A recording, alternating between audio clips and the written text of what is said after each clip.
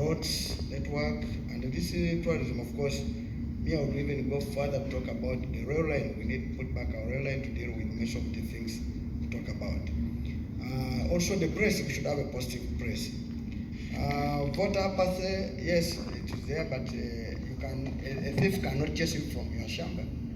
You must make sure you work in the shamba until you arrest him or her. My proposal to voters, kindly read our manifestos, see which one is the best, and go vote, because one day we shall make it. Amin said that if the referee is biased, when you are playing football, make sure you score a goal where even the blind sees that it has entered, so that it cuts the net and everybody confirms. I think this coming election, if we all voted and voted NRM out, everybody would see, even if Yamukama will have nothing to say. High cost of living in Kampala, everybody know high cost of living is everywhere. I think you, because you stay in Kampala, maybe people can even afford something, but people are going without anything for weeks. So I want to assure you that high cost of living is a result of cost of production. We have high taxes, we have high cost of production. Now, we have talked about electricity, it's very expensive, and that's why electricity is one of the catalyzers to make production. Water, mention it, and in Uganda, the tax exemption are given to foreigners.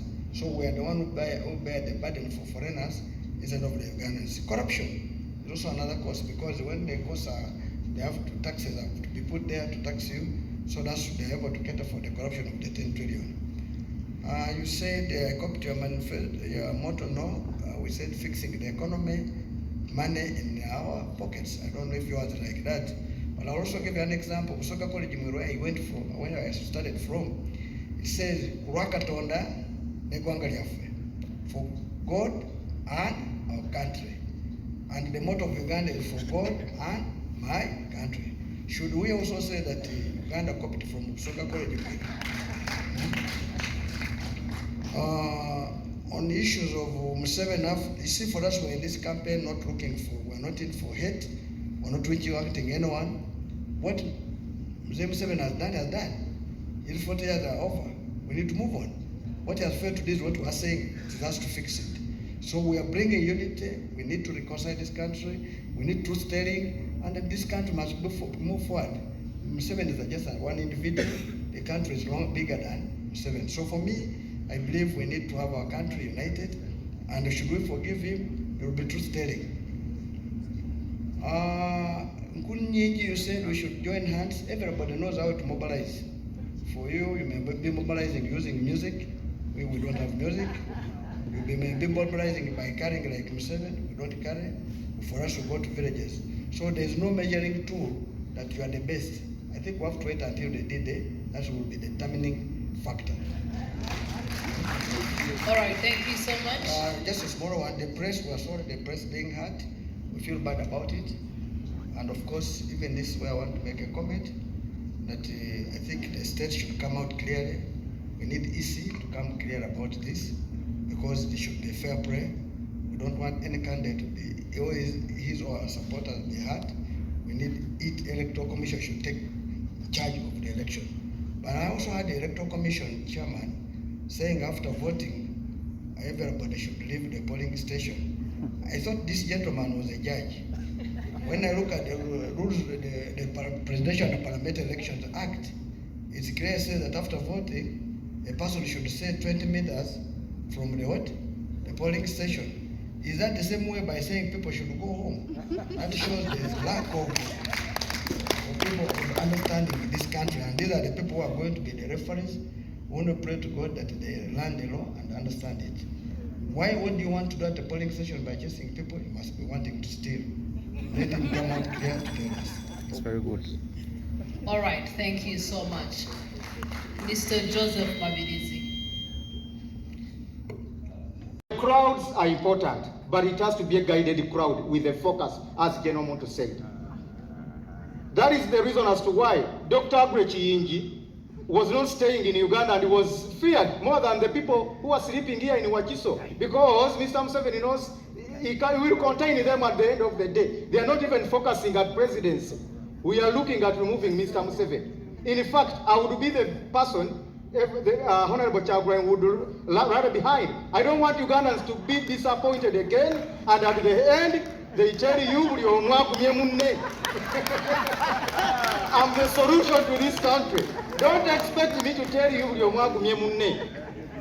we have all the plans from A to Z. I inherited Dr. Agrechingi politically. I have all the contacts and the networks. That is the reason as to why my campaign has started late. Many people have been asking why I have not been campaigning. It's not deliberate. My accounts were frozen. All our funders were intimidated. Mr. Museveni called Sheikh Maktoum, the king of Dubai, and told him, unless you are opening up world UAE and Uganda, don't support this guy of Dr. Chiinji, because he knows Dr. Chiinji has investments in UAE. President Hakainde Hichilema of Zambia was intimidated. My container of t-shirts from China was confiscated. Candidate Frank Bulira, the good So news. they should all come behind me. I'm the only person to redeem this country. Thank you. And it all goes back to state capture, because that is the problem. Every institution of state is captured, including the military. And unfortunately, it's the military that is being used to capture the rest of Ugandans.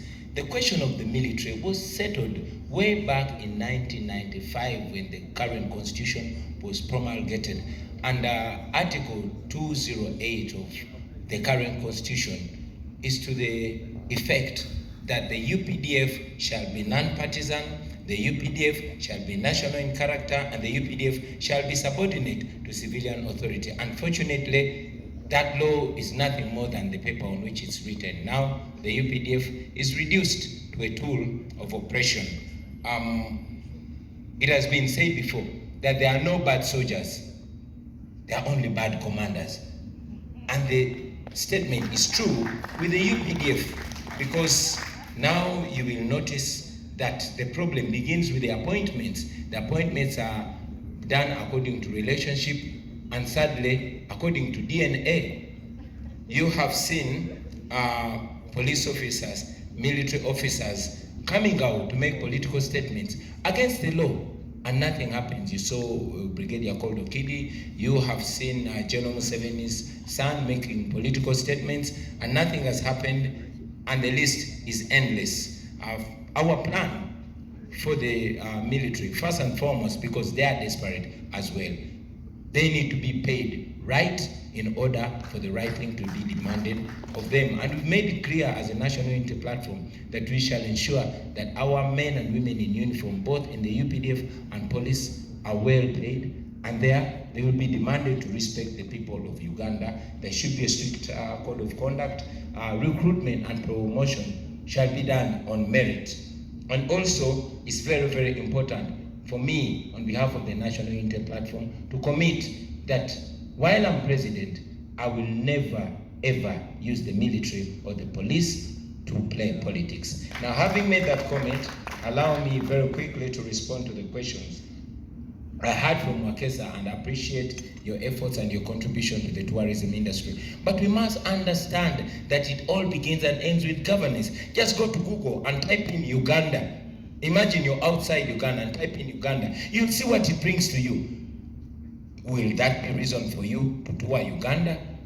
So it is not us to create an image or a brand of Uganda. The brand of Uganda is being messed by those that are in power, and it is upon us to remove them from power so that we can present a good brand. Uganda is one of the most beautiful countries in the world, and our tourism potential is robust, but it is being messed by those that are in power, because what matters to them is not what the country gets. The main occupation of the state in Uganda is regime survival, not serving the country, not developing the country, not developing any sector.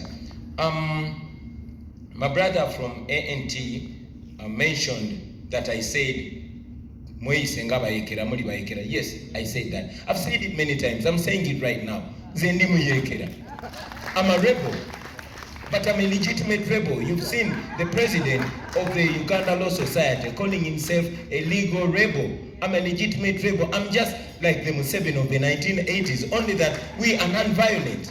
That's the difference. Okay, We are within the law, we are non-violent, but we Mr. are rebels, we Chagulani, on operate that like rebels. note, allow me to just stick to what you were talking about. Yes, please. There's a question here from Mr. Chigongo, and he's asking, what are your plans towards bolstering multilateralism as well as bilateral relations?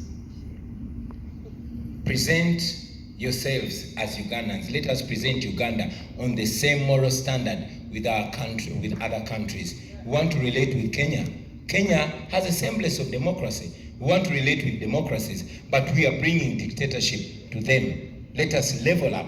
Let us have the moral standard. Let us be on the same moral standard with other countries, and we are going to be respected. Now we are not respected, we are only feared. Okay, thank you very much. And Candidate Nandela you did not Mafadi. allow